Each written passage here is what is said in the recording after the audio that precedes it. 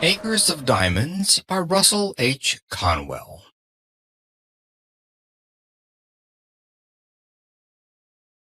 Acres of Diamonds.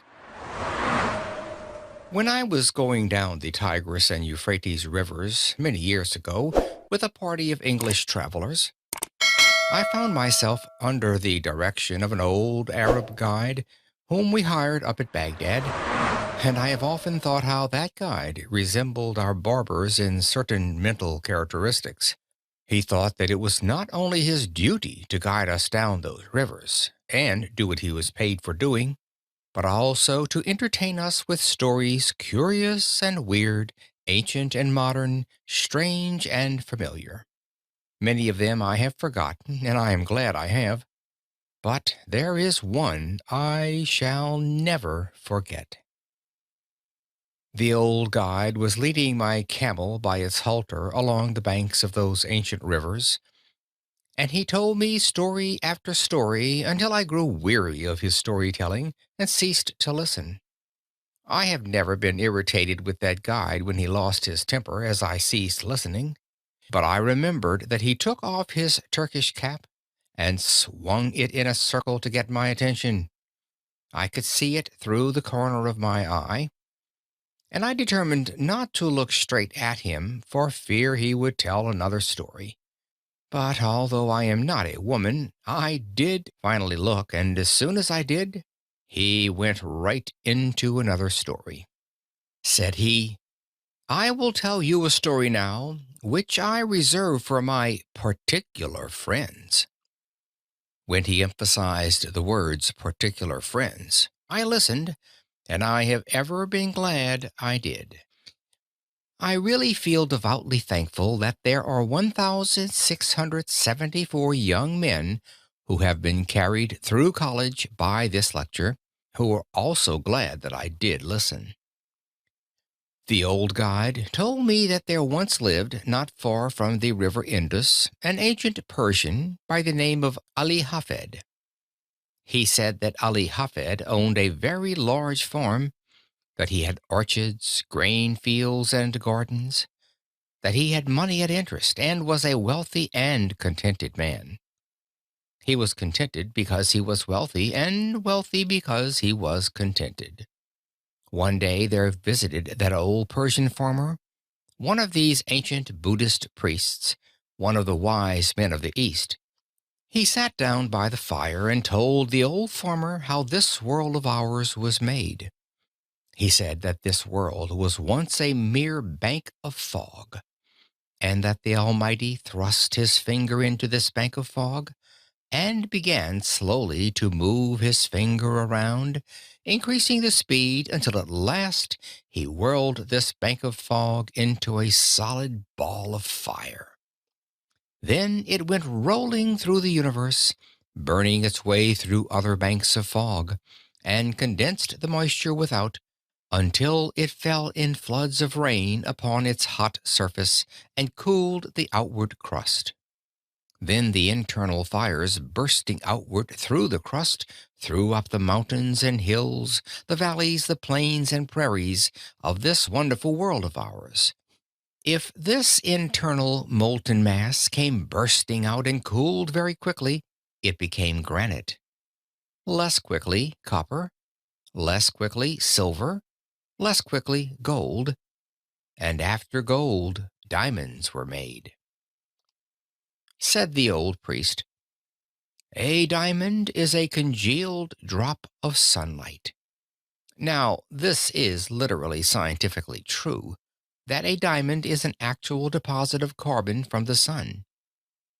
The old priest told Ali Hafed that if he had one diamond the size of his thumb, he could purchase the country. And if he had a mine of diamonds, he could place his children upon thrones through the influence of their great wealth. Ali Hafed heard all about diamonds, how much they were worth, and went to his bed that night a poor man. He had not lost anything, but he was poor because he was discontented, and discontented because he feared he was poor. He said, I want a mine of diamonds." And he lay awake all night. Early in the morning he sought out the priest. I know by experience that a priest is very cross when awakened early in the morning, and when he shook that old priest out of his dreams, Ali Hafed said to him, "Will you tell me where I can find diamonds?" "Diamonds? What do you want with diamonds?" "Why, I wish to be immensely rich." "Well, then, go along and find them. That is all you have to do. Go and find them, and then you will have them." "But I don't know where to go." "Well, if you will find a river that runs through white sands between high mountains, in those white sands you will always find diamonds." "I don't believe there is any such river." "Oh, yes, there are plenty of them. All you have to do is go and find them, and then you have them." Said Ali Hafed, "I will go." So he sold his farm, collected his money, left his family in charge of a neighbor, and away he went in search of diamonds. He began his search very properly, to my mind, at the Mountains of the Moon. Afterwards he came around into Palestine, then wandered on into Europe, and at last, when his money was all spent and he was in rags, wretchedness, and poverty, he stood by the shore of that bay at Barcelona in Spain, when a great tidal wave came rolling in between the pillars of Hercules, and the poor, afflicted, suffering, dying man could not resist the awful temptation to cast himself into that incoming tide, and he sank beneath its foaming crest, never to rise in this life again. When that old guide had told me that awfully sad story, he stopped the camel I was riding on, and went back to fix the baggage that was coming off another camel, and I had an opportunity to muse over his story while he was gone. I remember saying to myself, why did he reserve that story for his particular friends? There seemed to be no beginning, no middle, no end, nothing to it. That was the first story I had ever heard told in my life, and would be the first one I ever read in which the hero was killed in the first chapter. I had but one chapter of that story, and the hero was dead. When the guide came back and took up the halter of my camel, he went right ahead with the story into the second chapter, just as though there had been no break. The man who purchased Ali Hafed's farm one day led his camel into the garden to drink, and as that camel put its nose into the shallow water of that garden brook, Ali Hafed's successor noticed a curious flash of light from the white sands of the stream. He pulled out a black stone having an eye of light reflecting all the hues of the rainbow. He took the pebble into the house and put it on the mantel which covers the central fires, and forgot all about it. A few days later, this same old priest came in to visit Ali Hafed's successor, and the moment he opened that drawing-room door, he saw that flash of light on the mantel, and he rushed up to it and shouted, "Here is a diamond! Has Ali Hafed returned?" "Oh, no, Ali Hafed is not returned, and that is not a diamond. That is nothing but a stone we found right out here in our own garden." "But," said the priest, "I tell you I know a diamond when I see it. I know positively that is a diamond." Then together they rushed out into that old garden, and stirred up the white sands with their fingers, and lo, there came up other, more beautiful and valuable gems than the first. "Thus," said the guide to me, and friends, it is historically true, "was discovered the diamond mine of Golconda, the most magnificent diamond mine in all the history of mankind, excelling the Kimberley itself. The Koh-i-Noor and the Orloff of the crown jewels of England and Russia, the largest on earth, came from that mine. When that old Arab guide told me the second chapter of his story, he then took off his Turkish cap and swung it around in the air again to get my attention to the moral. Those Arab guides have morals to their stories, although they are not always moral. As he swung his hat, he said to me, "Had Ali Hafed remained at home and dug in his own cellar, or underneath his own wheat fields, or in his own garden, instead of wretchedness, starvation, and death by suicide in a strange land, he would have had acres of diamonds. For every acre of that old farm, yes, every shovelful, afterward revealed gems which since have decorated the crowns of monarchs." When he had added the moral to his story, I saw why he reserved it for his particular friends. But I did not tell him I could see it. It was that mean old Arab's way of going around a thing like a lawyer to say indirectly what he did not dare say directly, that, in his private opinion, there was a certain young man then traveling down the Tigris River that might better be at home in America. I did not tell him I could see that, but I told him his story reminded me of one, and I told it to him quick, and I think I will tell it to you. I told him of a man out in California in 1847 who owned a ranch. He heard they had discovered gold in Southern California, and so, with a passion for gold, he sold his ranch to Colonel Sutter, and away he went, never to come back. Colonel Sutter put a mill upon the stream that ran through that ranch, and one day his little girl brought some wet sand from the raceway into their home and sifted it through her fingers before the fire. And in that falling sand a visitor saw the first shining scales of real gold that were ever discovered in California. The man who owned that ranch wanted gold, and he could have secured it for the mere taking. Indeed, 38 millions of dollars have been taken out of very few acres since then. About 8 years ago, I delivered this lecture in a city that stands on that farm, and they told me that a one-third owner for years and years has been getting $120 in gold every 15 minutes, sleeping or waking, without taxation. You and I would enjoy an income like that if we didn't have to pay an income tax. But a better illustration really than that occurred here in our own Pennsylvania. If there is anything I enjoy above another on the platform, it is to get one of these German audiences in Pennsylvania before me and fire that at them, and I enjoy it tonight. There was a man living in Pennsylvania, not unlike some Pennsylvanians you have seen, who owned a farm, and he did with that farm just what I would do with a farm if I owned one in Pennsylvania. He sold it. But before he sold it, he decided to secure employment collecting coal oil for his cousin, who was in the business in Canada, where they first discovered oil on this continent. They dipped it from the running streams at that early time. So this Pennsylvania farmer wrote to his cousin asking for employment. You see, friends, this farmer was not altogether a foolish man. No, he was not. He did not leave his farm until he had something else to do.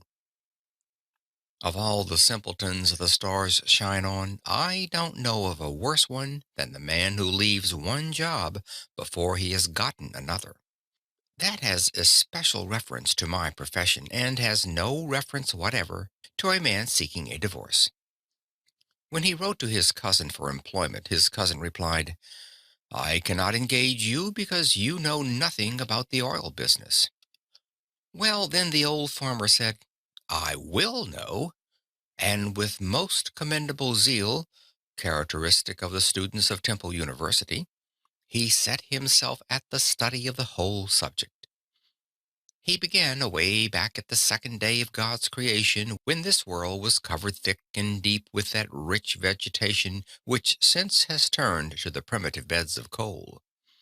He studied the subject until he found that the drainings really of those rich beds of coal furnished the coal oil that was worth pumping, and then he found how it came up with the living springs. He studied until he knew what it looked like, smelled like, tasted like, and how to refine it. Now, said he in his letter to his cousin, I understand the oil business. His cousin answered, all right, come on. So he sold his farm, according to the county record, for $833, even money, no sense. He had scarcely gone from that place before the man who purchased the spot went out to arrange for the watering of the cattle.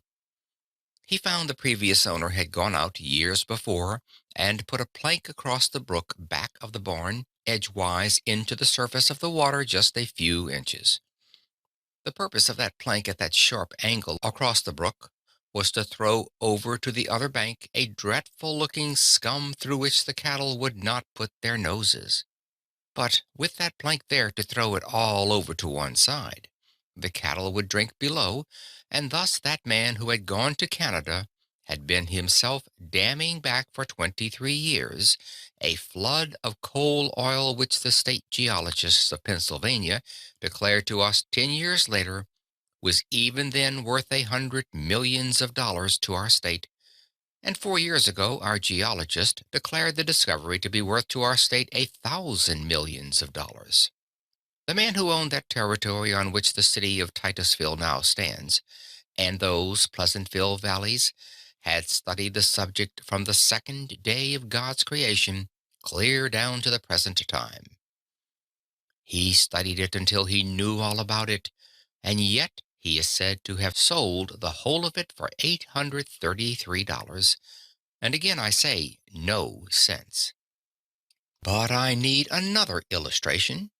I found it in Massachusetts, and I am sorry I did because that is the state I came from. This young man in Massachusetts furnishes just another phase of my thought. He went to Yale College and studied mines and mining, and became such an adept as a mining engineer that he was employed by the authorities of the university to train students who were behind their classes. During his senior year, he earned $15 a week for doing that work. When he graduated, they raised his pay from $15 to $45 a week and offered him a professorship, and as soon as they did, he went right home to his mother. If they had raised that boy's pay from $15 to $15.60, he would have stayed and been proud of the place. But when they put it up to $45 at one leap, he said, Mother, I won't work for $45 a week. The idea of a man with a brain like mine working for $45 a week. Let's go out in California and stake out gold mines and silver mines and be immensely rich. Said his mother, now, Charlie, it is just as well to be happy as it is to be rich. Yes, said Charlie, but it is just as well to be rich and happy too. And they were both right about it. As he was an only son and she a widow, of course he had his way. They always do. They sold out in Massachusetts, and instead of going to California, they went to Wisconsin, where he went into the employ of the Superior Copper Mining Company at $15 a week again, but with the proviso in his contract that he should have an interest in any mines he should discover for the company. I don't believe he ever discovered a mine, and if I am looking in the face of any stockholder of that copper company, you wish he had discovered something or other. I have friends who are not here because they could not afford a ticket, who did have stock in that company at the time this young man was employed there. This young man went out there, and I have not heard a word from him. I don't know what became of him, and I don't know whether he found any mines or not, but I don't believe he ever did.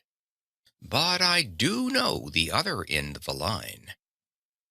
He had scarcely gotten out of the old homestead before the succeeding owner went out to dig potatoes. The potatoes were already growing in the ground when he bought the farm, And as the old farmer was bringing in a basket of potatoes, it hugged very tight between the ends of the stone fence. You know, in Massachusetts, our farms are nearly all stone wall. There you are obliged to be very economical of front gateways in order to have some place to put the stone. When that basket hugged so tight, he set it down on the ground, and then dragged on one side and pulled on the other side. And as he was dragging that basket through, this farmer noticed in the upper and outer corner of that stone wall, right next to the gate, a block of native silver 8 inches square. That professor of mines, mining, and mineralogy, who knew so much about the subject that he would not work for $45 a week, when he sold that homestead in Massachusetts, sat right on that silver to make the bargain. He was born on that homestead, was brought up there, and had gone back and forth rubbing the stone with his sleeve until it reflected his countenance and seemed to say, "Here is $100,000 right down here just for the taking." But he would not take it. It was in a home in Newburyport, Massachusetts, and there was no silver there. All away off. Well, I don't know where, and he did not, but somewhere else. And he was a professor of mineralogy. My friends, that mistake is very universally made. And why should we even smile at him? I often wonder what has become of him. I do not know it all, but I will tell you what I guess as a Yankee. I guess that he sits out there by his fireside tonight with his friends gathered around him, and he is saying to them something like this. "Do you know that man Conwell who lives in Philadelphia?" "Oh, yes, I have heard of him." "Do you know that man Jones that lives in Philadelphia?" "Yes, I have heard of him too." Then he begins to laugh and shakes his sides and says to his friends, "Well, they have done just the same thing I did, precisely." And that spoils the whole joke, for you and I have done the same thing he did. And while we sit here and laugh at him, he has a better right to sit out there and laugh at us. I know I have made the same mistakes, but of course that does not make any difference, because we don't expect the same man to preach and practice too. As I come here tonight and look around this audience, I am seeing again what through these 50 years I have continually seen. Men that are making precisely that same mistake.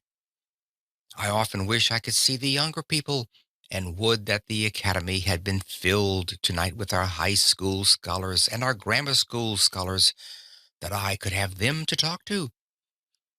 While I would have preferred such an audience as that, because they are most susceptible, as they have not grown up into their prejudices as we have, they have not gotten into any custom that they cannot break, they have not met with any failures as we have.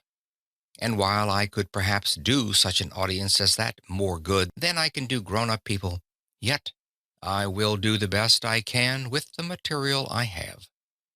I say to you that you have acres of diamonds in Philadelphia right where you now live. Oh, but you say, you cannot know much about our city if you think there are any acres of diamonds here.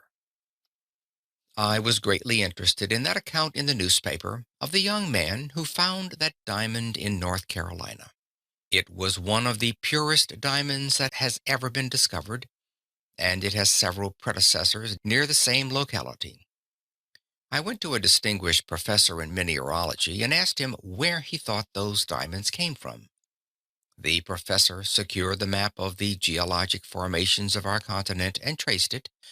He said it went either through the underlying carboniferous strata adapted for such production westward through Ohio and the Mississippi, or in more probability came eastward through Virginia and up the shore of the Atlantic Ocean. It is a fact that the diamonds were there, for they have been discovered and sold, and that they were carried down there during the drift period from some northern locality. Now, who can say but some person going down with his drill in Philadelphia will find some trace of a diamond mine yet down here? Oh, friends, You cannot say that you are not over one of the greatest diamond mines in the world, for such a diamond as that only comes from the most profitable mines that are found on earth. But it serves simply to illustrate my thought, which I emphasize by saying if you do not have the actual diamond mines literally, you have all that they would be good for to you. Because now that the Queen of England has given the greatest compliment ever conferred upon American women for her attire, because she did not appear with any jewels at all at the late reception in England, it has almost done away with the use of diamonds anyhow. All you would care for would be the few you would wear if you wish to be modest, and the rest you would sell for money. Now then, I say again that the opportunity to get rich, to attain unto great wealth, is here in Philadelphia now, within the reach of almost every man and woman who hears me speak tonight. And I mean just what I say. I have not come to this platform, even under these circumstances, to recite something to you. I have come to tell you what, in God's sight, I believe to be the truth. And if the years of life have been of any value to me in the attainment of common sense, I know I am right. That the men and women sitting here, who found it difficult perhaps to buy a ticket to this lecture or gathering tonight, have within their reach acres of diamonds, opportunities to get largely wealthy. There never was a place on earth more adapted than the city of Philadelphia today, and never in the history of the world did a poor man without capital have such an opportunity to get rich quickly and honestly as he has now in our city. I say it is the truth, and I want you to accept it as such. For if you think I have come to simply recite something, then I would better not be here. I have no time to waste in any such talk, but to say things I believe. And unless some of you get richer for what I am saying tonight, my time is wasted. I say that you ought to get rich, and it is your duty to get rich. How many of my pious brethren say to me, "Do you, a Christian minister, spend your time going up and down the country advising young people to get rich, to get money?" Yes, of course I do. They say, "Isn't that awful? Why don't you preach the gospel instead of preaching about man's making money?" Because to make money honestly is to preach the gospel. That is the reason. The men who get rich may be the most honest men you find in the community. Oh, but says some young man here tonight, "I've been told all my life that if a person has money, he is very dishonest and dishonorable and mean and contemptible." My friend, that is the reason why you have none, because you have that idea of people. The foundation of your faith is altogether false. Let me say here clearly, and say it briefly, though subject to discussion which I have not time for here, 98 out of 100 of the rich men of America are honest. That is why they are rich. That is why they are trusted with money. That is why they carry on great enterprises and find plenty of people to work with them. It is because they are honest men. Says another young man, "I hear sometimes of men that get millions of dollars dishonestly." Yes, of course you do, and so do I. But they are so rare a thing in fact that the newspapers talk about them all the time as a matter of news until you get the idea that all the other rich men got rich dishonestly. My friend, you take and drive me, if you furnish the auto, out into the suburbs of Philadelphia and introduce me to the people who own their homes around this great city. Those beautiful homes with gardens and flowers, those magnificent homes so lovely in their art. And I will introduce you to the very best people in character as well as in enterprise in our city, and you know I will. A man is not really a true man until he owns his own home. And they that own their homes are made more honorable and honest and pure and true and economical and careful by owning the home. For a man to have money, even in large sums, is not an inconsistent thing. We preach against covetousness, and you know we do in the pulpit, and oftentimes preach against it so long, and use the terms about filthy lucre so extremely, that Christians get the idea that when we stand in the pulpit, we believe it is wicked for any man to have money until the collection basket goes around. And then we almost swear at the people because they don't give more money. Oh, the inconsistency of such doctrines as that. Money is power, and you ought to be reasonably ambitious to have it. You ought, because you can do more good with it than you could without it. Money printed your Bible. Money builds your churches. Money sends your missionaries, and money pays your preachers, and you would not have many of them either if you did not pay them. I am always willing that my church should raise my salary, because the church that pays the largest salary always raises it the easiest.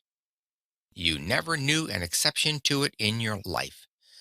The man who gets the largest salary can do the most good with the power that is furnished to him. Of course he can, if his spirit be right to use it for what it is given to him. I say then, you ought to have money. If you can honestly attain unto riches in Philadelphia, it is your Christian and godly duty to do so. It is an awful mistake of these pious people to think you must be awfully poor in order to be pious. Some men say, "Don't you sympathize with the poor people?" Of course I do, or else I would not have been lecturing these years. I won't give in but what I sympathize with the poor, but the number of poor who are to be sympathized with is very small. To sympathize with a man whom God has punished for his sins, thus to help him when God would still continue a just punishment, is to do wrong, no doubt about it. And we do that more than we help those who are deserving. While we should sympathize with God's poor, that is, those who cannot help themselves, let us remember there is not a poor person in the United States who was not made poor by his own shortcomings or by the shortcomings of someone else. It is all wrong to be poor anyhow. Let us give in to that argument and pass that to one side. A gentleman gets up back there and says, "Don't you think there are some things in the world that are better than money?" Of course I do. But I'm talking about money now. Of course there are some things higher than money. Oh, yes, I know by the grave that has left me standing alone that there are some things in the world that are higher and sweeter and purer than money. Well, do I know there are some things higher and grander than gold. Love is the grandest thing on God's earth, but fortunate the lover who has plenty of money. Money is power. Money is force. Money will do good as well as harm. In the hands of good men and women, it could accomplish, and it has accomplished, good. I hate to leave that behind me. I heard a man get up in a prayer meeting in our city and thank the Lord he was one of God's poor. Well, I wonder what his wife thinks about that. She earns all the money that comes into that house, and he smokes a part of that on the veranda. I don't want to see any more of the Lord's poor of that kind, and I don't believe the Lord does. And yet there are some people who think that in order to be pious you must be awfully poor and awfully dirty. That does not follow at all. While we sympathize with the poor, let us not teach a doctrine like that. Yet the age is prejudiced against advising a Christian man, or as a Jew would say, a godly man, from attaining unto wealth. The prejudice is so universal, and the years are far enough back, I think, for me to safely mention that years ago up at Temple University, There was a young man in our theological school who thought he was the only pious student in that department. He came into my office one evening and sat down by my desk and said to me, "Mr. President, I think it is my duty, sir, to come in and labor with you."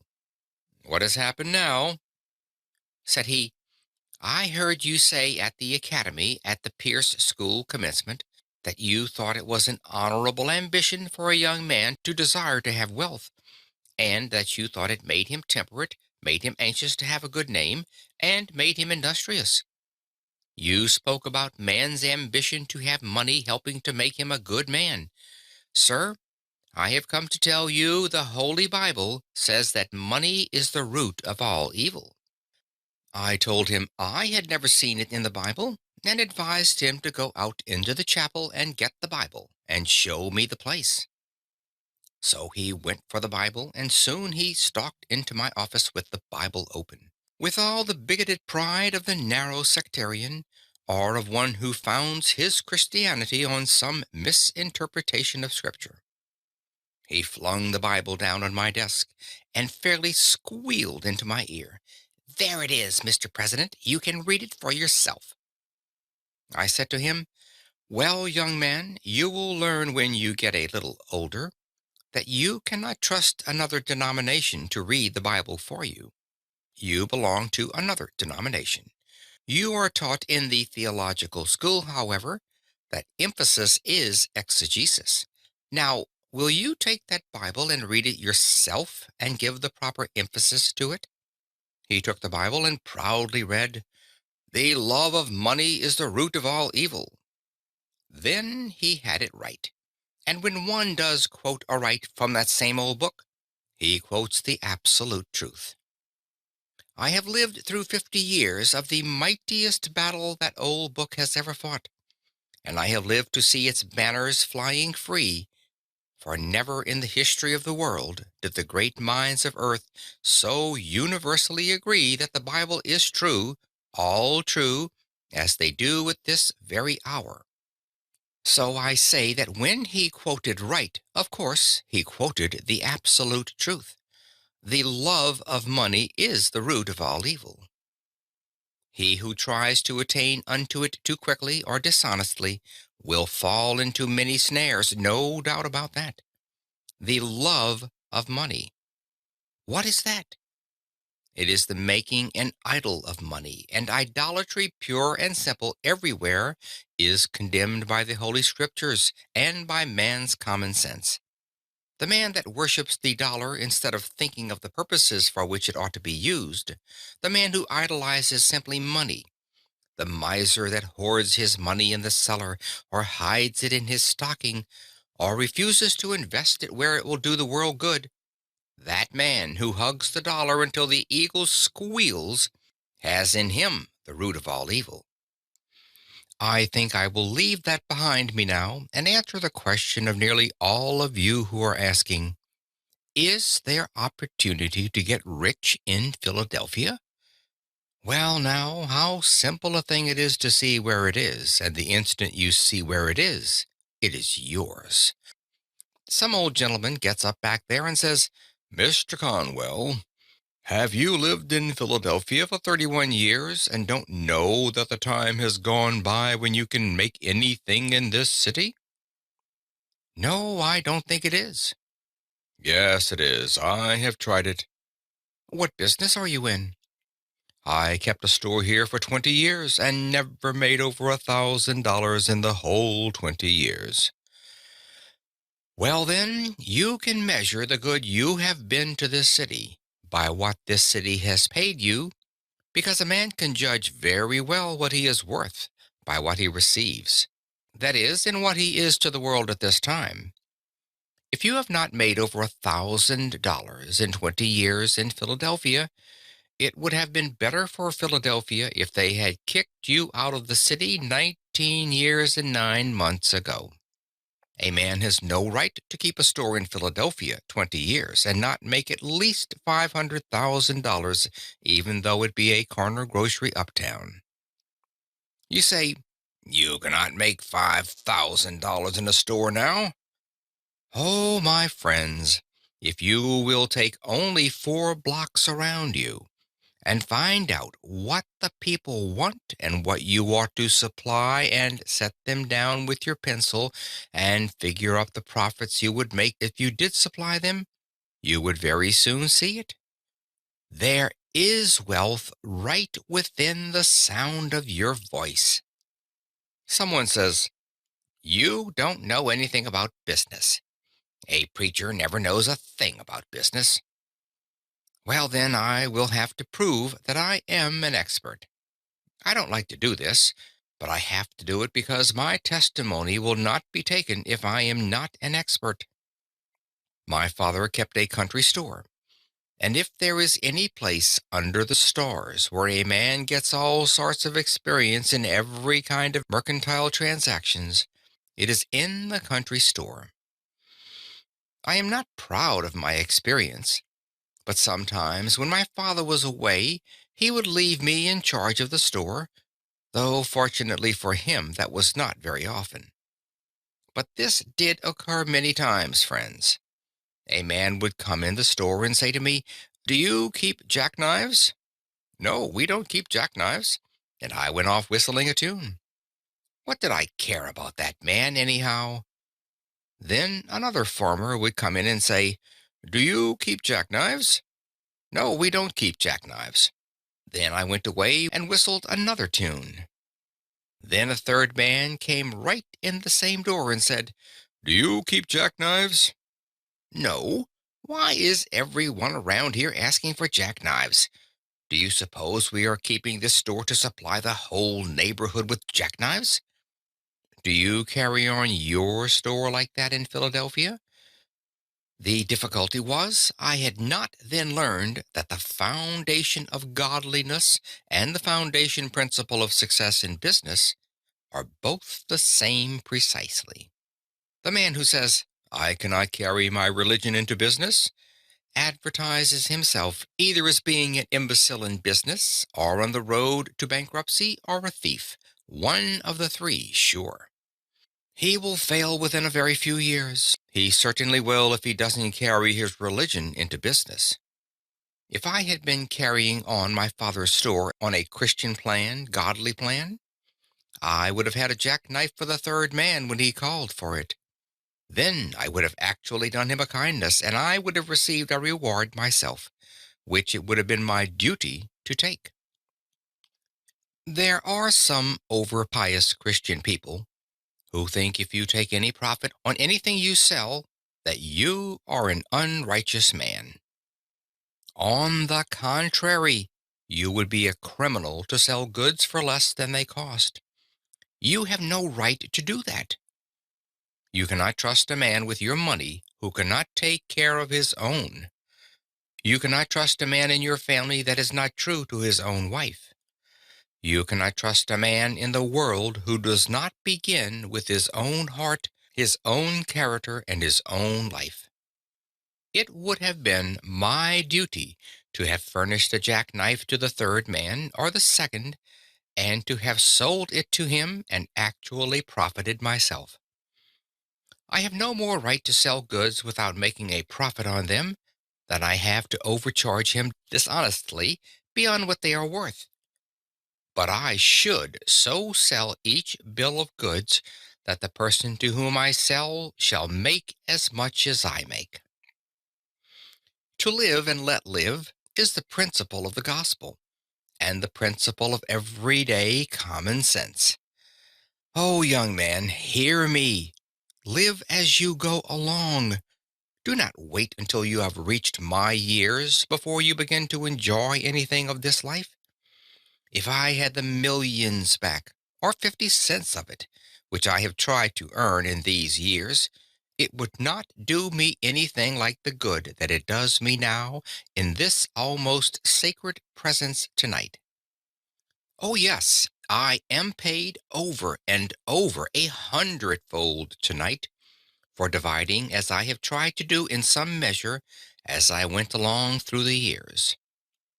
I ought not to speak that way. It sounds egotistic, but I am old enough now to be excused for that. I should have helped my fellow men, which I have tried to do, and everyone should try to do, and get the happiness of it. The man who goes home with the sense that he has stolen $1 that day, that he has robbed a man of what was his honest due, is not going to sweet rest.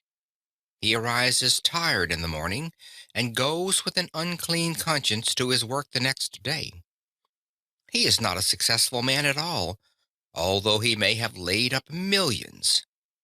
But the man who goes through life dividing always with his fellow men, making and demanding his own rights and his own profits, and giving to every other man his rights and profits, lives every day, and not only that, but it is the royal road to great wealth.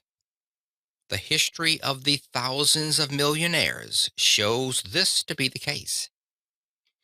The man over there, who said he could not make anything in a store in Philadelphia, has been carrying on his store on the wrong principle. Suppose I go into your store tomorrow morning and ask, "Do you know neighbor A who lives 1 square away at house number 1240?" "Oh, yes, I have met him.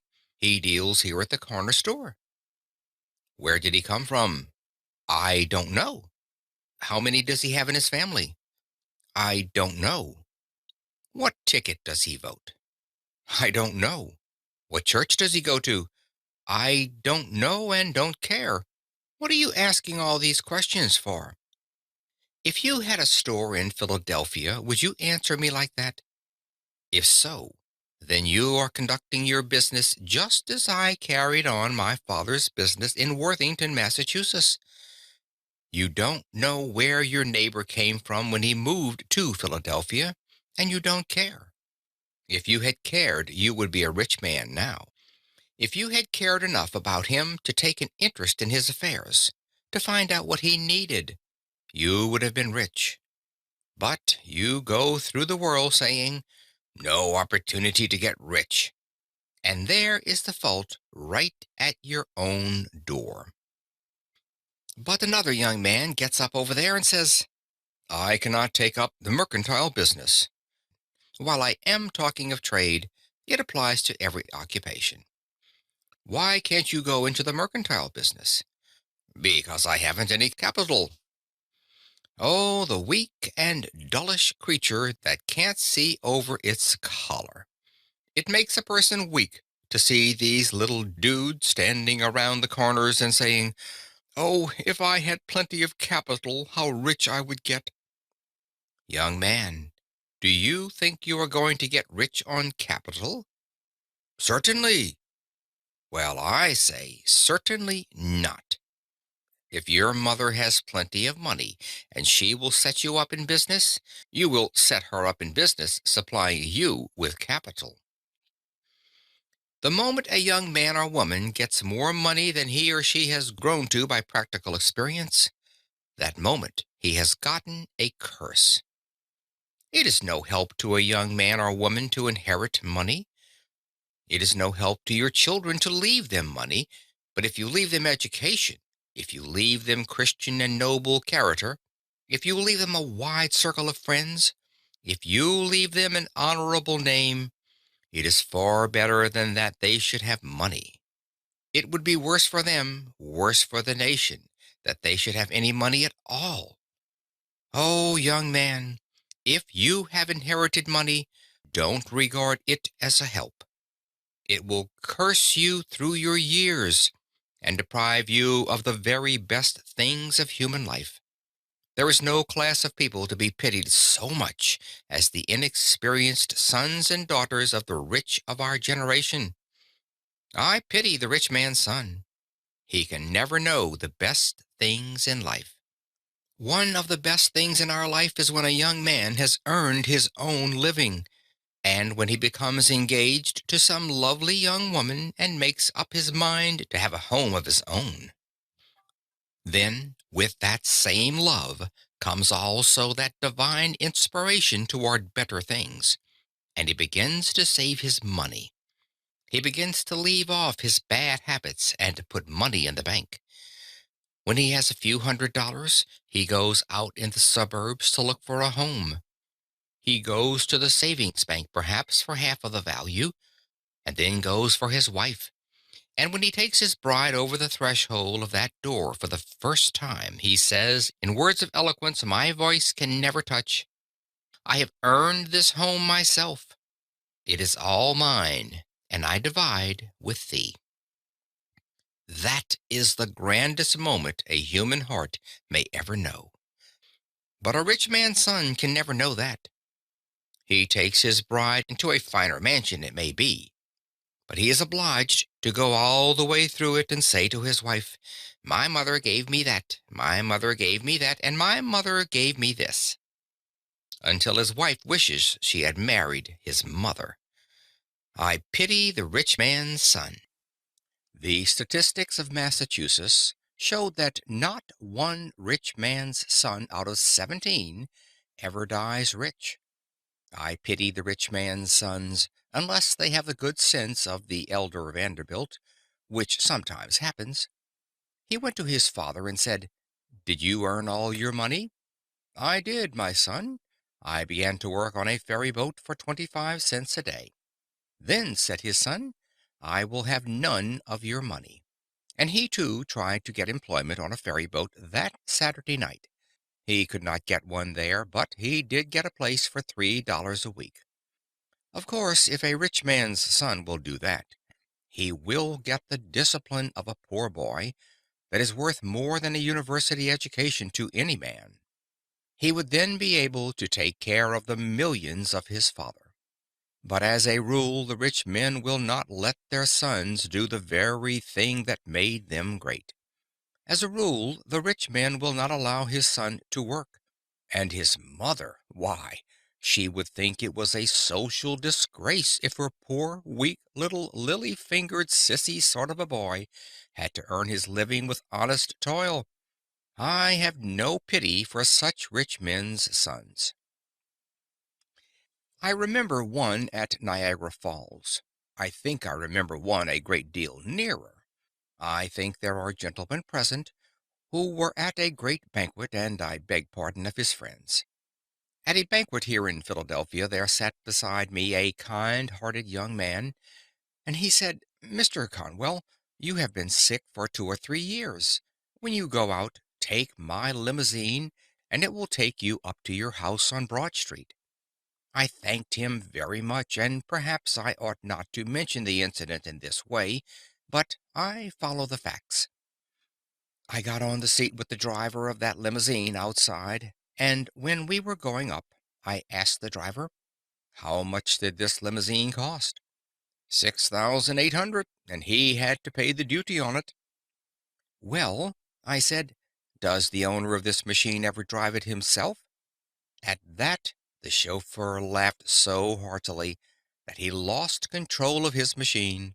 He was so surprised at the question that he ran up on the sidewalk and around a corner lamppost out into the street again. And when he got out into the street, he laughed till the whole machine trembled. He said, he drive this machine? Oh, he would be lucky if he knew enough to get out when we get there. I must tell you about a rich man's son at Niagara Falls. I came in from the lecture to the hotel, and as I approached the desk of the clerk, there stood a millionaire's son from New York.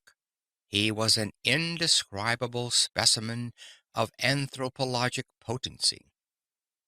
He had a skull cap on one side of his head, with a gold tassel in the top of it, and a gold-headed cane under his arm with more in it than in his head.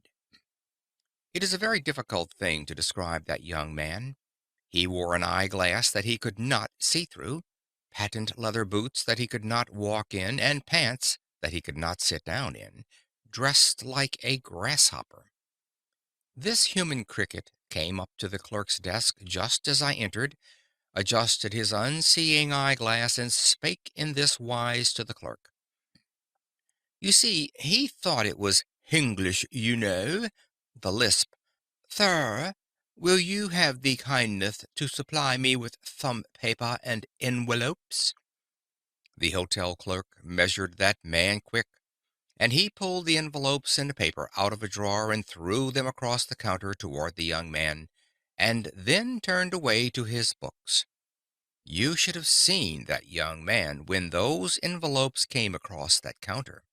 He swelled up like a gobbler turkey, adjusted his unseeing eyeglass, and yelled, "Come right back here. Now, sir, will you order a servant to take that paper and envelopes to yonder desk?"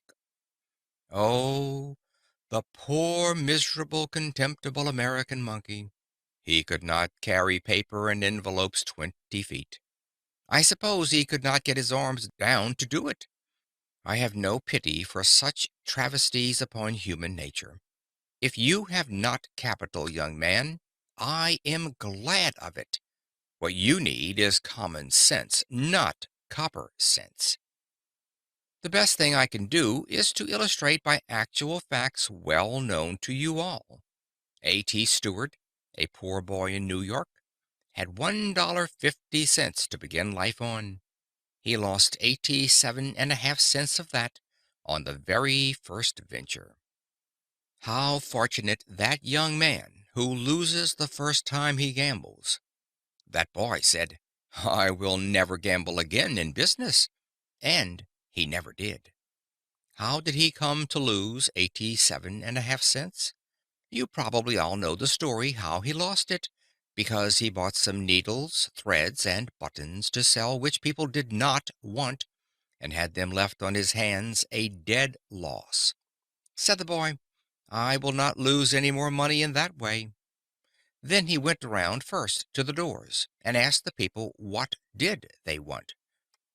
Then, when he had found out what they wanted, he invested his 62.5 cents to supply a known demand. Study it wherever you choose, in business, in your profession, in your housekeeping, whatever your life, that one thing is the secret of success. You must first know the demand. You must first know what people need, and then invest yourself where you are most needed. A.T. Stewart went on that principle until he was worth what amounted afterward to 40 millions of dollars, owning the very store in which Mr. Wanamaker carries on his great work in New York. His fortune was made by losing something, which taught him the great lesson that he must only invest himself or his money in something that people need. When will you salesmen learn it? When will you manufacturers learn that you must know the changing needs of humanity if you would succeed in life? Apply yourselves, all you Christian people, as manufacturers or merchants or workmen, to supply that human need. It is a great principle as broad as humanity and as deep as the scripture itself. The best illustration I ever heard was of John Jacob Astor. You know that he made the money of the Astor family when he lived in New York. He came across the sea in debt for his fare. But that poor boy with nothing in his pocket made the fortune of the Astor family on one principle. Some young man here tonight will say, "Well, they could make those fortunes over in New York, but they could not do it in Philadelphia." My friends, did you ever read that wonderful book of Rees? His memory is sweet to us because of his recent death, wherein is given his statistical account of the records taken in 1889 of 107 millionaires of New York. If you read the account, you will see that out of the 107 millionaires, only seven made their money in New York. Out of the 107 millionaires worth $10 million in real estate then, 67 of them made their money in towns of less than 3,500 inhabitants. The richest man in this country today, if you read the real estate values, has never moved away from a town of 3,500 inhabitants. It makes not so much difference where you are as who you are. If you cannot get rich in Philadelphia, you certainly cannot do it in New York. Now, John Jacob Astor illustrated what can be done anywhere. He had a mortgage once on a millinery shop, and they could not sell bonnets enough to pay the interest on his money. So he foreclosed that mortgage, took possession of the store, and went into partnership with the very same people in the same store with the same capital. He did not give them a dollar of capital. They had to sell goods to get any money. Then he left them alone in the store just as they had been before, and he went out and sat down on a bench in the park in the shade. What was John Jacob Astor doing out there, and in partnership with people who had failed on his own hands? He had the most important, and to my mind, the most pleasant part of that partnership on his hands. For as John Jacob Astor sat on that bench, he was watching the ladies as they went by, and where is the man who would not get rich at that business? As he sat on the bench, if a lady passed him, with her shoulders back and head up, and looked straight to the front, as if she did not care if all the world did gaze on her, then he studied her bonnet, and by the time it was out of sight, he knew the shape of the frame, the color of the trimmings, and the crinklings in the feather. I sometimes try to describe a bonnet, but not always. I would not try to describe a modern bonnet. Where is the man that could describe one? This aggregation of all sorts of driftwood stuck on the back of the head, or the side of the neck, like a rooster with only one tail feather left. But in John Jacob Astor's day, there was some art about the millinery business, and he went to the millinery store and said to them, "Now put into the show window just such a bonnet as I described to you, because I have already seen a lady who likes such a bonnet. Don't make up any more until I come back." Then he went out and sat down again, and another lady passed him of a different form, of different complexion, with a different shape and color of bonnet. "Now," said he, "put such a bonnet as that in the show window." He did not fill his show window uptown with lots of hats and bonnets to drive people away, and then sit on the back stairs and bawl because people went to Wanamaker's to trade. He did not have a hat or a bonnet in that show window, but what some lady liked it before it was made up. The tide of custom became immediately to turn in, and that has been the foundation of the greatest store in New York in that line, and still exists as one of three stores. Its fortune was made by John Jacob Astor after they had failed in business, not by giving them any more money, but by finding out what the ladies liked for bonnets before they wasted any material in making them up. I tell you, if a man could foresee the millinery business, he could foresee anything under heaven. Suppose I were to go through the audience tonight and ask you in this great manufacturing city if there are not opportunities to get rich in manufacturing. Oh, yes, some young man says. There are opportunities here still if you build with some trust, and if you have 2 or 3 millions of dollars to begin with as capital. Young man, the history of the breaking up of the trusts by that attack upon big business is only illustrating what is now the opportunity of the smaller man. The time never came in the history of the world when you could get rich so quickly manufacturing without capital as you can now. But you will say, you cannot do anything of the kind. You cannot start without capital. Young man, let me illustrate for a moment. I must do it. It is my duty to every young man and woman, because we are all going into business very soon on the same plan. Young man, remember, if you know what people need, you have gotten more knowledge of a fortune than any amount of capital can give you. There was a poor man out of work living in Hingham, Massachusetts. He lounged around the house until one day his wife told him to get out and work, and as he lived in Massachusetts, he obeyed his wife. He went out and sat down on the shore of the bay, and whittled a soaked shingle into a wooden chain. His children that evening quarreled over it, and he whittled a second one to keep peace. While he was whittling the second one, a neighbor came in and said, "Why don't you whittle toys and sell them? You could make money at that." "Oh," he said, "I would not know what to make." "Why don't you ask your own children right here in your own house what to make?" "What is the use of trying that?" said the carpenter. "My children are different from other people's children. I used to see people like that when I taught school." But he acted upon the hint, and the next morning, when Mary came down the stairway, he asked, "What do you want for a toy?"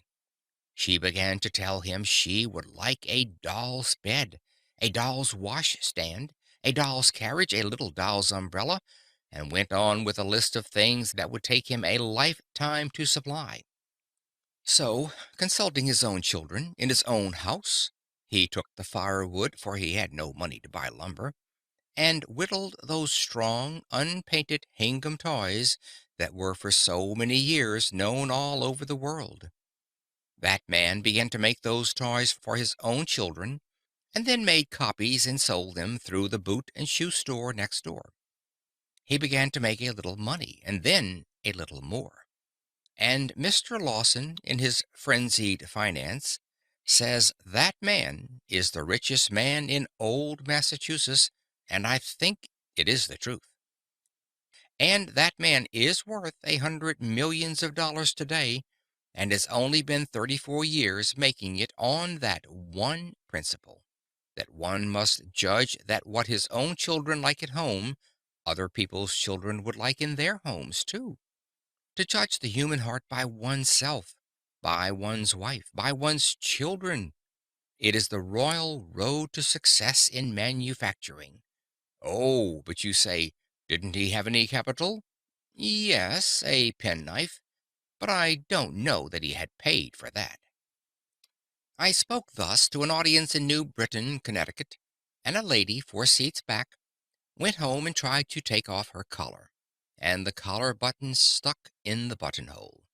She threw it out and said, "I am going to get up something better than that to put on collars."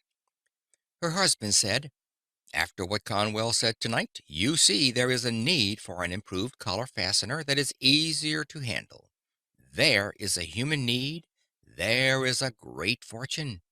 Now then, get up a collar button and get rich." He made fun of her, and consequently made fun of me, and that is one of the saddest things which comes over me like a deep cloud of midnight sometimes. Although I have worked so hard for more than half a century, yet how little I have ever really done. Notwithstanding the greatness and the handsomeness of your compliment tonight, I do not believe there is 1 in 10 of you that is going to make $1 million because you are here tonight. But it is not my fault. It is yours. I say sincerely, what is the use of my talking if people never do what I advise them to do? When her husband ridiculed her, she made up her mind she would make a better collar button, and when a woman makes up her mind she will, and does not say anything about it, she does it. It was that New England woman who invented the snap button which you can find anywhere now. It was first a collar button with a spring cap attached to the outer side. Any of you who wear modern waterproofs know the button that simply pushes together, and when you unbutton it, you simply pull it apart. That is the button to which I refer and which she invented. She afterward invented several other buttons, then invested in more, and then was taken into partnership with great factories. Now that woman goes over the seas every summer in her private steamship, yes, and takes her husband with her. If her husband were to die, she would have money enough left now to buy a foreign duke or count or some such title as that at the latest quotations. Now, what is my lesson in that incident? It is this. I told her then, though I did not know her, what I now say to you. Your wealth is near to you. You are looking right over it. And she had to look over it because it was right under her chin. I have read in the newspaper that a woman never invented anything. Well, that newspaper ought to begin again. Of course, I do not refer to gossip. I refer to machines. And if I did, I might better include the men. That newspaper could never appear if women had not invented something. Friends, think. Ye women, think.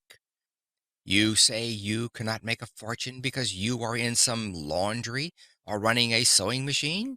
It may be, or walking before some loom, and yet you can be a millionaire if you will but follow this infallible direction. When you say a woman doesn't invent anything, I ask, who invented the jacquard loom that wove every stitch you wear? Mrs. Jacquard. The printer's roller, the printing press were invented by farmers' wives. Who invented the cotton gin of the South that enriched our country so amazingly? Mrs. General Green invented the cotton gin and showed the idea to Mr. Whitney, and he, like a man, seized it. Who was it that invented the sewing machine? If I would go to school tomorrow and ask your children, they would say, Elias Howe. He was in the Civil War with me, and often in my tent I often heard him say that he worked 14 years to get up that sewing machine. But his wife made up her mind one day that they would starve to death if there wasn't something or other invented pretty soon, and so in 2 hours she invented the sewing machine. Of course, he took out the patent in his name. Men always do that. Who was it that invented the mower and the reaper?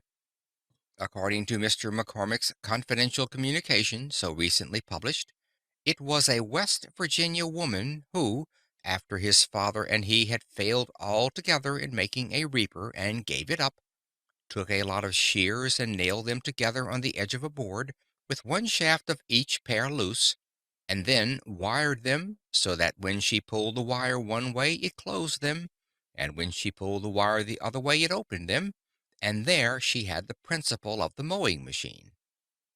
If you look at a mowing machine, you will see it is nothing but a lot of shears.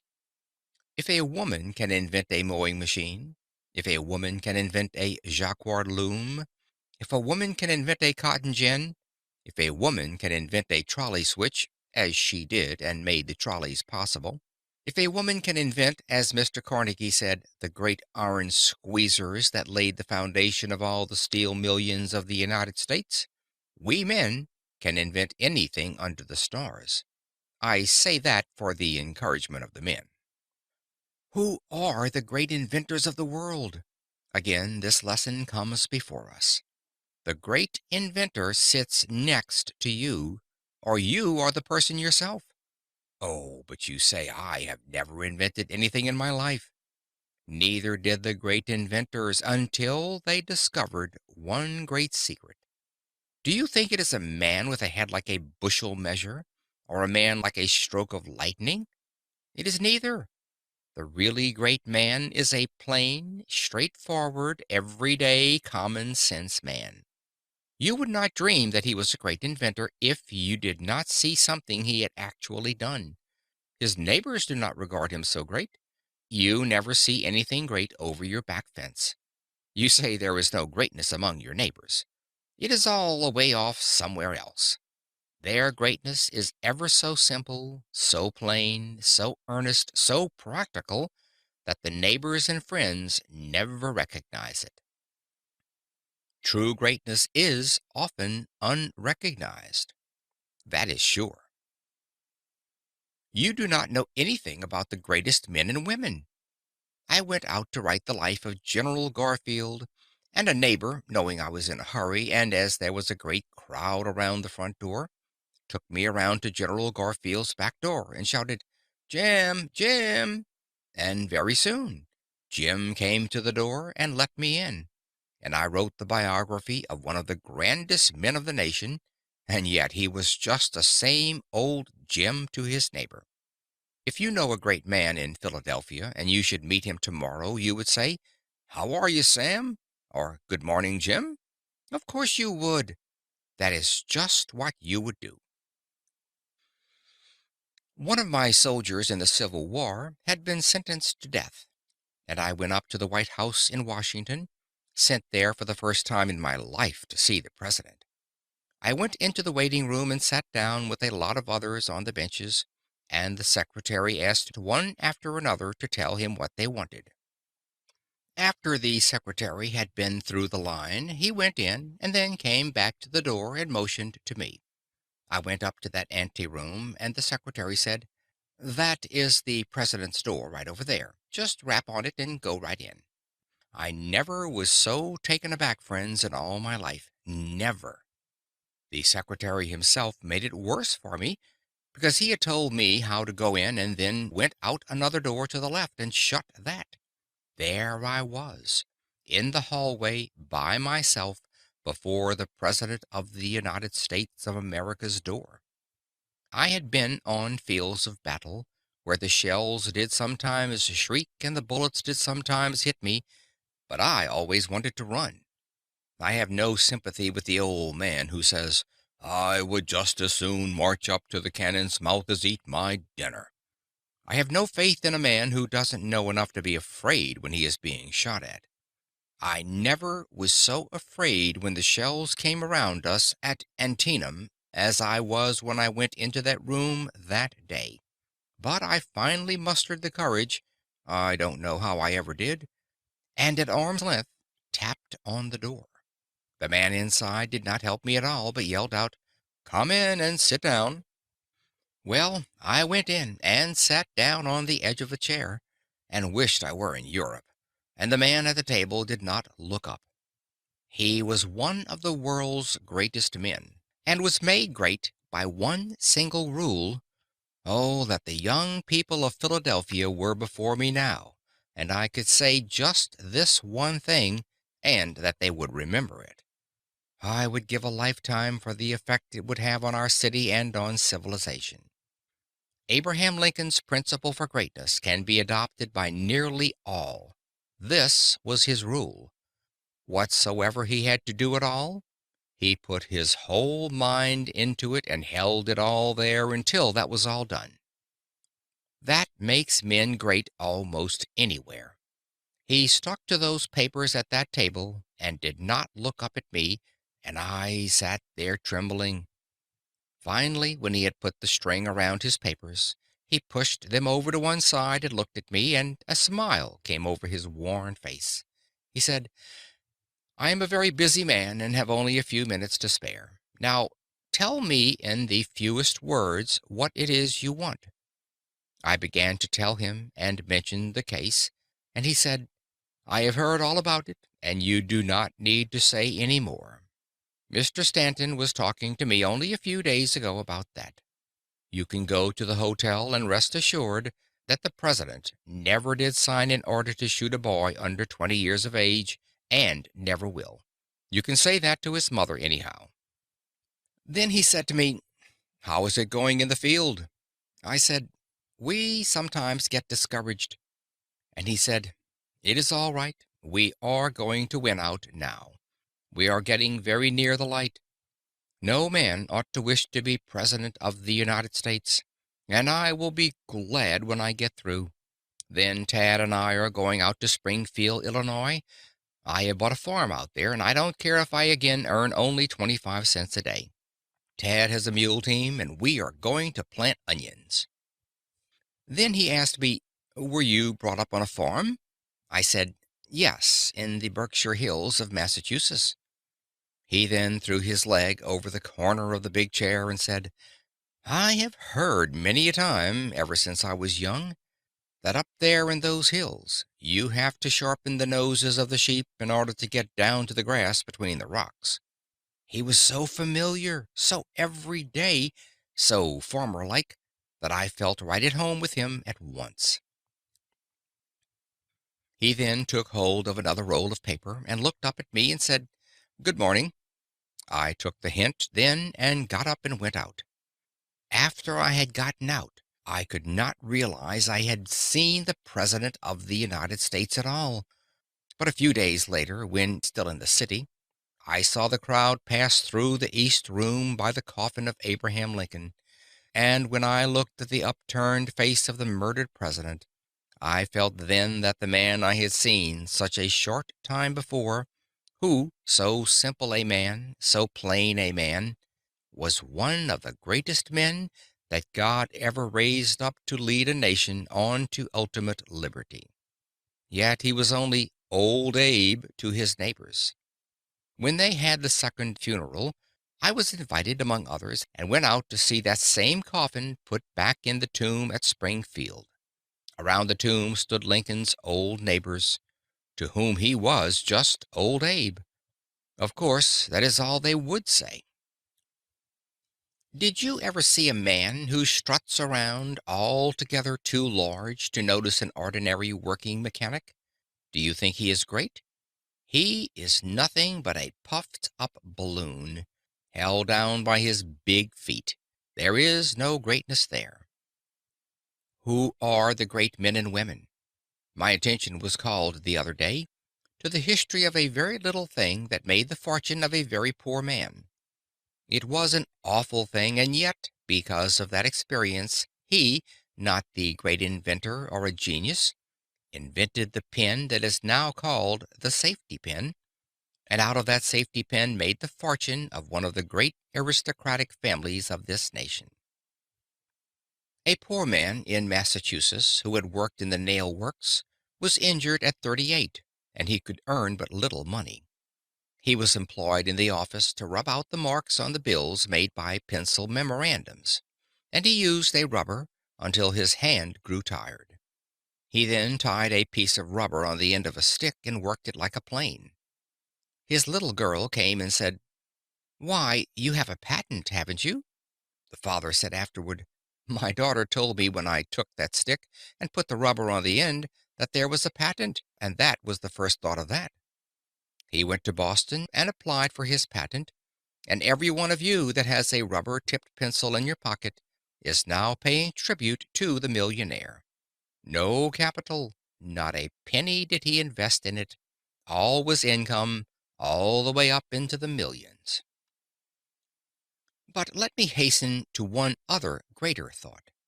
Show me the great men and women who live in Philadelphia. A gentleman over there will get up and say, "We don't have any great men in Philadelphia. They don't live here. They live away in Rome or St. Petersburg or London or Mayenock or anywhere else but here in our town." I have come now to the apex of my thought. I have come now to the heart of the whole matter and to the center of my struggle.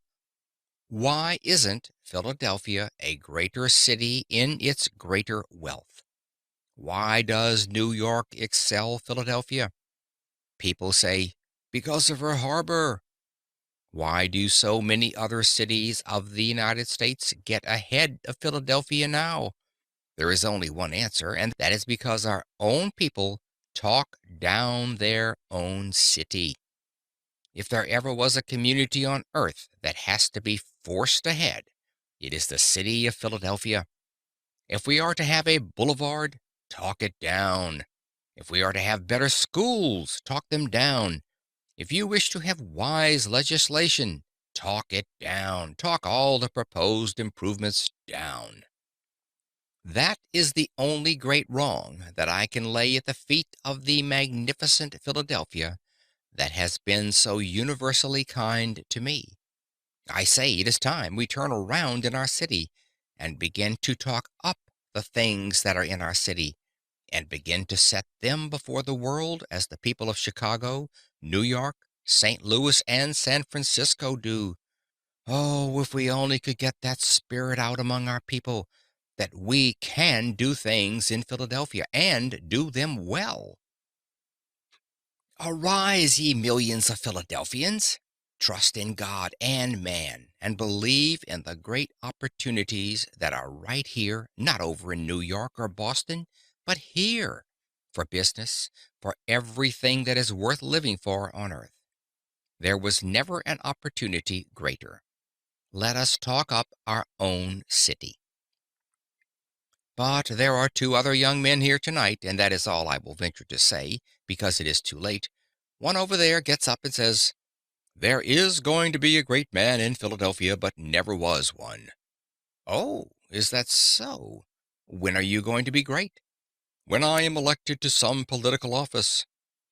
Young man, won't you learn a lesson in the primer of politics that it is a prima facie evidence of littleness to hold office under our form of government? Great men get into office sometimes, but what this country needs is men that will do what we tell them to do. This nation, where the people rule, is governed by the people, for the people. And so long as it is, then the office holder is but the servant of the people, and the Bible says the servant cannot be greater than the master. The Bible says, he that is sent cannot be greater than him who sent him. The people rule, or should rule, and if they do, we do not need the greater men in office. If the great men in America took our offices, we would change to an empire in the next 10 years. I know of a great many young women, now that woman's suffrage is coming, who say, I am going to be President of the United States some day. I believe in woman's suffrage, and there is no doubt but what it is coming, and I am getting out of the way anyhow. I may want an office by and by myself. But if the ambition for an office influences the women in their desire to vote, I want to say right here what I say to the young men, that if you only get the privilege of casting one vote, you don't get anything that is worth while. Unless you can control more than one vote, you will be unknown, and your influence so dissipated as practically not to be felt. This country is not run by votes. Do you think it is? It is governed by influence. It is governed by the ambitions and the enterprises which control votes. The young woman that thinks she is going to vote for the sake of holding an office is making an awful blunder. That other young man gets up and says, there are going to be great men in this country and in Philadelphia. Is that so? When? When there comes a great war. When we get into difficulty through watchful waiting in Mexico. When we get into war with England over some frivolous deed, or with Japan or China or New Jersey or some distant country. Then I will march up to the cannon's mouth. I will sweep up among the glistening bayonets. I will leap into the arena and tear down the flag and bear it away in triumph. I will come home with stars on my shoulder and hold every office in the gift of the nation, and I will be great. No, you won't. You think you are going to be made great by an office. But remember that if you are not great before you get the office, you won't be great when you secure it. It will only be a burlesque in that shape. We had a peace jubilee here after the Spanish War. Out west, they don't believe this because they said Philadelphia would not have heard of any Spanish War until 50 years hence.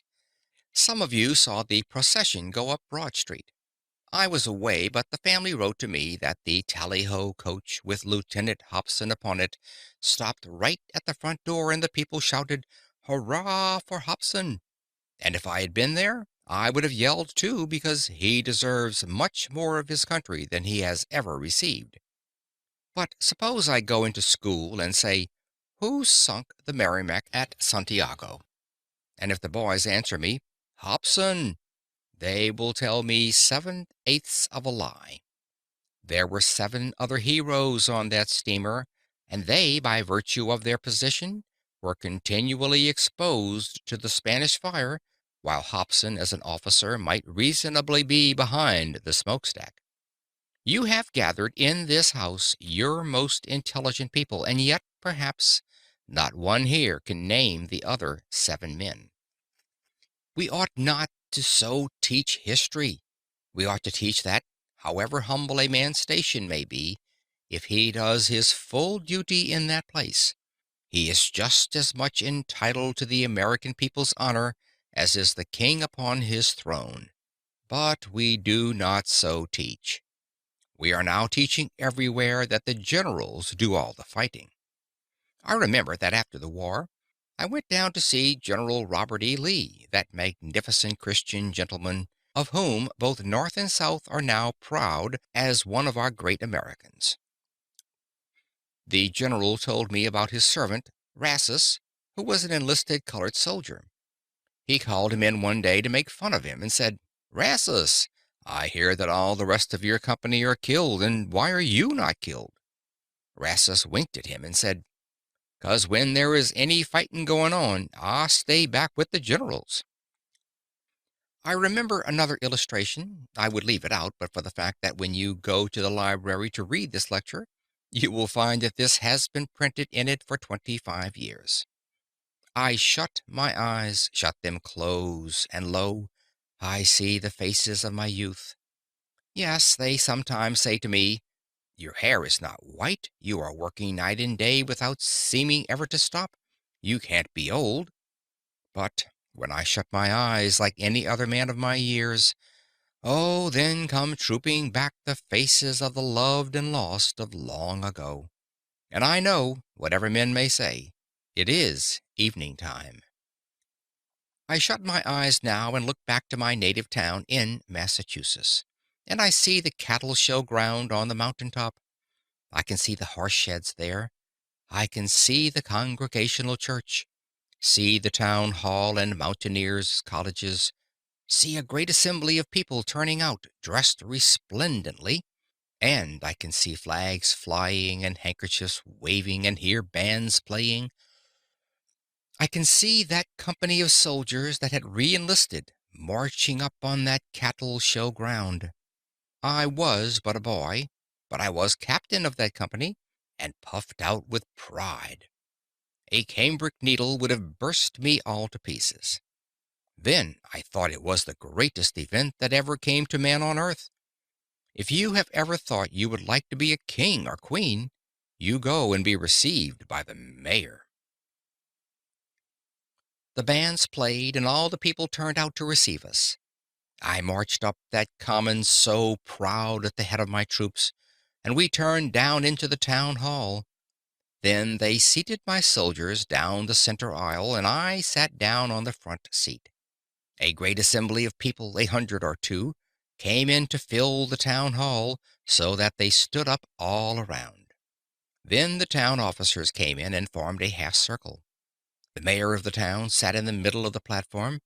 He was a man who had never held office before, but he was a good man, and his friends have told me that I might use this without giving them offense. He was a good man, but he thought an office made a man great. He came up and took his seat, adjusted his powerful spectacles, looked around when he suddenly spied me sitting there on the front seat. He came right forward on the platform and invited me to sit with the town officers. No town officer ever took any notice of me before I went to war, except to advise the teacher to thrash me, and now I was invited up on the stand with the town officers. Oh, my! The town mayor was then the emperor, the king of our day and our time. As I came up on the platform, they gave me a chair about this far, I would say, from the front. When I had got seated, the chairman of the selectmen arose and came forward to the table, and we all supposed he would introduce the Congregational minister, who was the only orator in town, and that he would give the oration to the returning soldiers. But, friends, you should have seen the surprise which ran over the audience when they discovered that the old fellow was going to deliver that speech himself. He had never made a speech in his life, but he fell into the same error that hundreds of other men have fallen into. It seems so strange that a man won't learn he must speak his piece as a boy if he intends to be an orator when he is grown. But he seems to think all he has to do is hold an office to be a great orator. So he came up to the front and brought with him a speech which he had learned by heart walking up and down the pasture where he had frightened the cattle. He brought the manuscript with him and spread it out on the table so as to be sure he might see it. He adjusted his spectacles and leaned over it for a moment and marched back on that platform and then came forward like this: tramp, tramp, tramp. He must have studied the subject a great deal when you come to think of it, because he assumed an elocutionary attitude. He rested heavily on his left heel, threw back his shoulders, slightly advanced the right foot, opened the organs of speech, and advanced his right foot at an angle of 45. As he stood in that elocutionary attitude, friends, this is just the way that speech went. Some people say to me, "Don't you exaggerate?" That would be impossible. But I am here for the lesson and not for the story, and this is the way it went. "Fellow citizens!" As soon as he heard his voice, his fingers began to go like that. His knees began to shake, and then he trembled all over. He choked and swallowed and came around to the table to look at the manuscript. Then he gathered himself up with clenched fist and came back. "Fellow citizens, fellow citizens. We are, we are, we are very happy. We are very happy. We are very happy. We are very happy to welcome back to their native town these soldiers who have fought and bled and come back again to their native town. We are especially we are especially we are especially pleased to see with us today this young hero." That meant me. "This young hero who in imagination—" Friends, remember, he said that. If he had not said in imagination, I would not be egotistic enough to refer to it at all. "This young hero who in imagination we have seen leading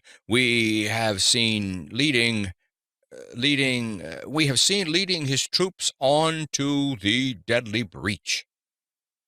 We have seen his shining sword flashing in the sunlight as he shouted to his troops, 'Come on!' Oh, dear, dear, dear. How little that good man knew about war. If he had known anything about war at all, he ought to have known what any of my GAR comrades here tonight will tell you is true, that it is next to a crime for an officer of infantry ever in time of danger to go ahead of his men. I, with my shining sword flashing in the sunlight, shouting to my troops, 'Come on!' I never did it. Do you suppose I would get up in front of my men to be shot in front by the enemy and in the back by my own men? That is no place for an officer. The place for an officer in actual battle is behind the line. How often, as a staff officer, I rode down the line when our men were suddenly called to the line of battle, and the rebel yells were coming out of the woods, and shouted, 'Officers to the rear! Officers to the rear!' Then every officer gets behind the line of private soldiers, and the higher the officer's rank, the farther behind he goes. Not because he is any less the brave, but because the laws of war require that. And yet he shouted, 'I with my shining sword.'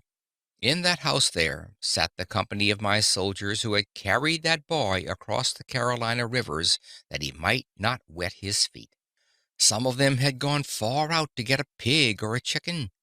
Some of them had gone to death under the shell-swept pines in the mountains of Tennessee. Yet in the good man's speech they were scarcely known. He did refer to them, but only incidentally. The hero of the hour was this boy. Did the nation owe him anything? No. Nothing then, and nothing now. Why was he the hero? Simply because that man fell into the same human error, that this boy was great because he was an officer, and these were only private soldiers. Oh, I learned the lesson then that I will never forget so long as the tongue of the bell of time continues to swing for me. Greatness consists not in the holding of some future office, but really consists in doing great deeds with little means and the accomplishment of vast purposes from the private ranks of life. To be great at all, one must be great here, now, in Philadelphia. He who can give to this city better streets and better sidewalks, better schools and more colleges, more happiness and more civilization, more of God, he will be great anywhere. Let every man or woman here, if you never hear me again, remember this, that if you wish to be great at all, you must begin where you are and what you are in Philadelphia now. He that can give to this city any blessing, he who can be a good citizen where he lives here, he that can make better homes, he that can be a blessing, whether he works in the shop or sits behind the counter or keeps house, whatever be his life, he who would be great anywhere must first be great in his own Philadelphia. End of Acres of Diamonds by Richard Conwell. This book recorded by Phil Chenevert.